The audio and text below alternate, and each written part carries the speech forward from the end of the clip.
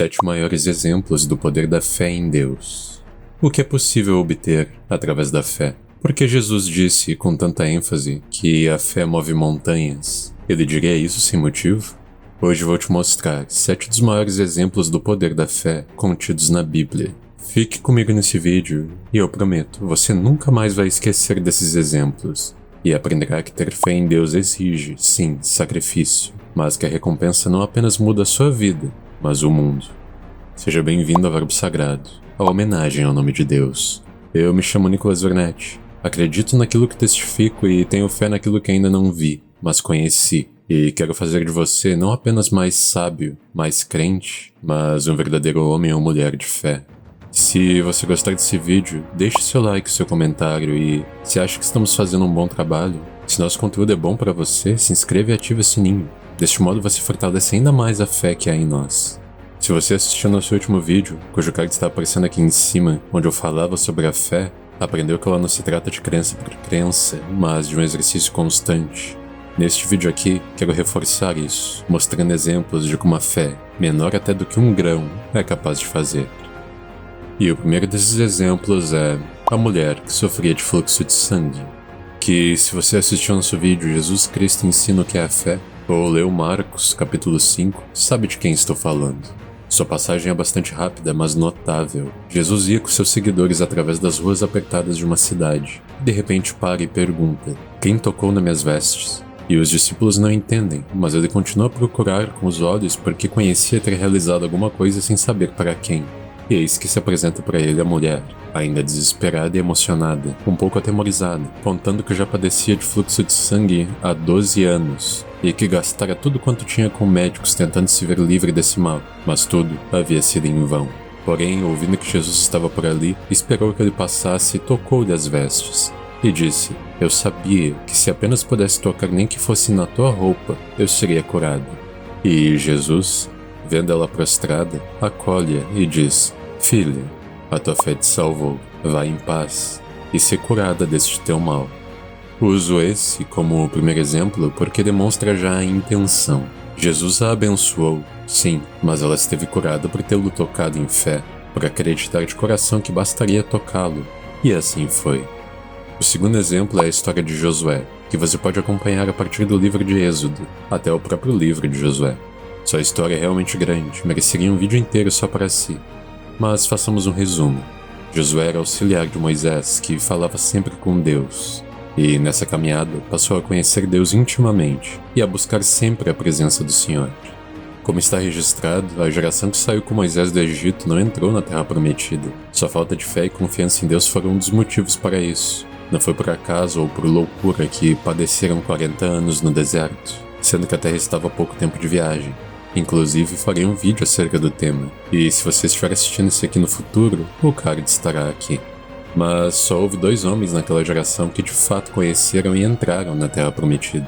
Josué foi um dos 12 batedores enviados para fazer o reconhecimento desta terra quando se aproximaram dela, mas somente ele e outro, cujo nome era Caleb, deram um relatório positivo ao povo acerca do lugar, confirmando a promessa de Deus, enquanto os outros julgaram que não, aquele lugar não era agradável. Mas por essa atitude, isto é, uma atitude de fé, de olhar para o lugar que Deus designou e conseguir enxergar ali a beleza e prosperidade mesmo que os outros não vissem, eis que disse Deus ao povo: vocês não entrarão na terra na qual jurei que os faria habitar, com a exceção de Caleb e Josué. Não somente isso, depois da morte de Moisés, Josué foi designado líder, encorajado pelo Senhor para conduzir o povo até Canaã. E Josué nunca negou nada a Deus. Ele teve plena fé em tudo que fora ministrado a fazer e, com isso, prosperou. Conquistou e derrotou os inimigos de Israel. E por ele, em sua fé, o Senhor fez até mesmo parar o sol. O terceiro exemplo é a história da mulher cananeia, que você pode ler em Mateus 15. Seu nome não é revelado. As únicas coisas que Mateus nos conta acerca dela é que era uma mulher cananeia, que tinha uma filha que estava endemoniada e que tinha uma fé que surpreendeu até mesmo Jesus. Jesus passava com seus seguidores pela região de Tiro e Sidom e do nada se viram perseguidos por esta mulher, que gritava implorando a Jesus compaixão por sua filha. Ele a ignorou e seguiu seu caminho, mas como ela continuou a persegui-los, os discípulos disseram a Jesus para mandá-la embora. Neste momento, Cristo os impediu.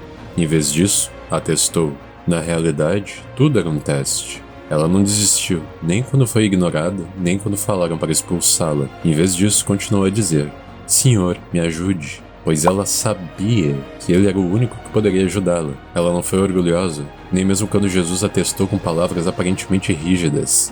Não é correto, disse ele, pegar o pão dos filhos e jogá-los aos cães. E ela de imediato prostrou-se e respondeu: É verdade, Senhor, pois os cães comem das migalhas que caem da mesa de seus donos. E nisto Jesus a adorou e exclamou: Mulher, que grande fé você tem, que seja feito como você quer. E naquele mesmo momento, a filha dela sarou. E esta merece contexto. Ela era cananeia, não era judia. Então Jesus aparentemente a ignora, como os judeus fariam aos cananeus, dizendo: Não é hora ainda de eu falar aos gentios, povos que não os de Israel. E a reação dela é prostrar-se e adorá-lo, mesmo depois dele fazer aquela afirmação que significa duas coisas nas quais ele, obviamente, não acreditava, mas eram válidas para o teste. A primeira delas sendo que não era obrigação do Deus de Israel alimentar os cães, isto é, os gentios. E o outro significado que ela também entendeu era que os judeus deveriam ser alimentados primeiro do que os cães. Mas ela não se ofendeu, ela conhecia, portanto tinha fé na misericórdia e amor de Deus, e respondeu que não importava se assim fosse, que ela se alimentaria das migalhas que caíssem da mesa, se fosse preciso, desde que essa mesa fosse a do Senhor. Por isso Jesus se maravilhou. Se coloque no lugar dela e dele. Você teria tamanha humildade e prevaleceria em sua fé caso fosse tão humilhado? E não ficaria maravilhado diante de tamanha humildade? Esta mulher conquistou a cura de sua filha através de sua fé inabalável. O quarto exemplo é a história do centurião romano. Este é outro grande exemplo de como o amor de Deus se comporta diante de uma fé sincera, e são histórias passadas geralmente desapercebidas. Mas esse centurião abordou Jesus quando ele entrou em Cafarnaum, pedindo clemência para seu servo que jazia paralítico. Jesus imediatamente aceita ajudá-lo, mesmo se tratando de um pagão, porque sabia apenas por esse pedido que este homem era bom. Ele era um chefe militar romano que estava preocupado com a saúde de um servo, provavelmente judeu. Mas a fé do centurião é tamanha que ele diz: Não, minha casa não é digna de recebê-lo, mas sei que basta que você diga uma palavra e meu criado vai sarar, porque eu conheço o poder, tenho homens a minhas ordens, e quando mando, acontece, e quanto mais tu, basta uma palavra, e o que disser será feito.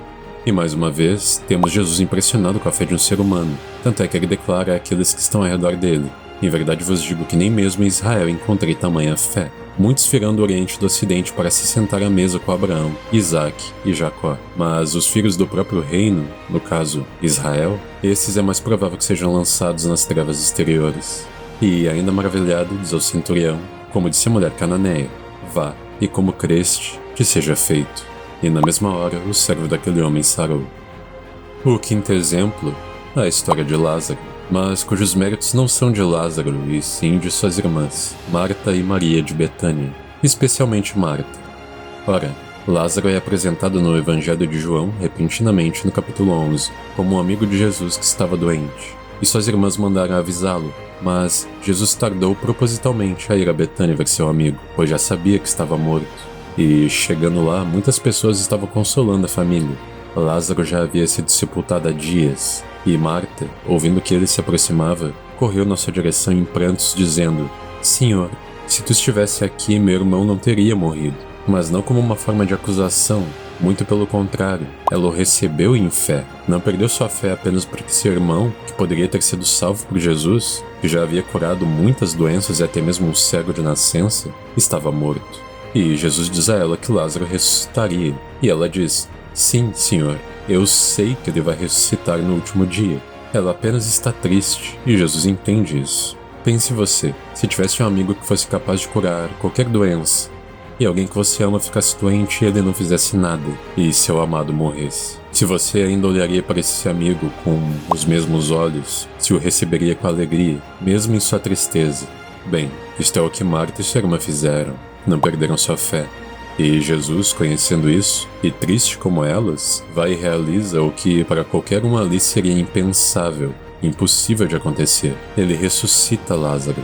Mas, como falei, o protagonista dessa história não é Lázaro, e sim suas irmãs. Porque, perdendo seu ente mais querido, tendo Deus diante delas que poderia salvá-lo, não deixaram de crer nele por isso. O sexto exemplo Este grandioso, pois imagino que todos conhecem, é a história de Noé. Ora, Noé é descrito em Gênesis como sendo o único pai de família a manter viva a fé em Deus, mesmo num mundo tomado pela maldade. Mas ele não tinha contato com Deus. Ele apenas vivia sua vida honrando ao Senhor em sua casa. E eis que um dia Deus fala consigo dizendo que trará o dilúvio que arrasará toda a terra.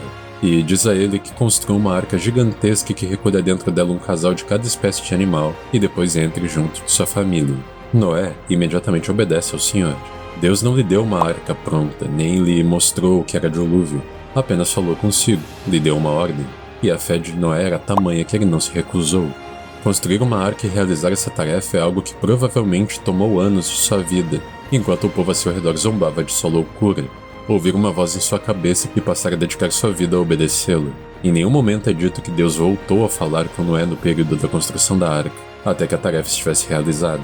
Mas Noé não vacilou. Junto de sua família construiu, surdo às zombarias dos descrentes ao redor.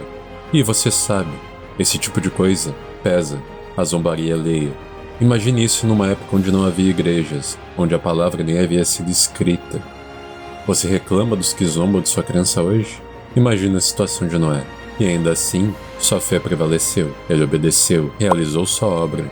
E nisto salvou-se a si mesmo e a sua família. E tornou-se o herdeiro da justiça que vem da fé, da aliança com Deus. E foi o homem cujas gerações viriam a gerar outros grandes homens da fé, que você conhece.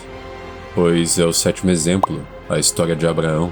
Este mereceria talvez mais do que os outros um vídeo apenas para falar de sua fé.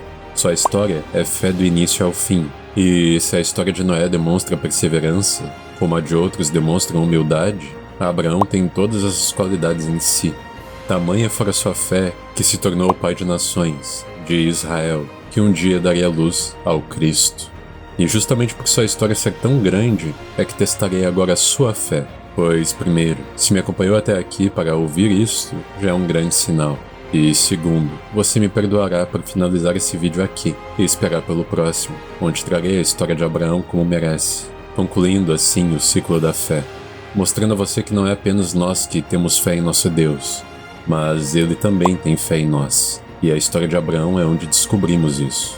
Então, eu espero te ver nesse próximo vídeo, cujo card vai estar aparecendo aqui em cima quando ele for lançado, e se você não está com raiva de mim por conta disso, peço que deixe o seu like e o seu comentário. E se ainda não for inscrito, se inscreva e ative o sininho. Assim garantimos nossa aliança e você não perde esse vídeo. Te agradeço pela paciência e pela fé, e que a paz do Senhor esteja com você.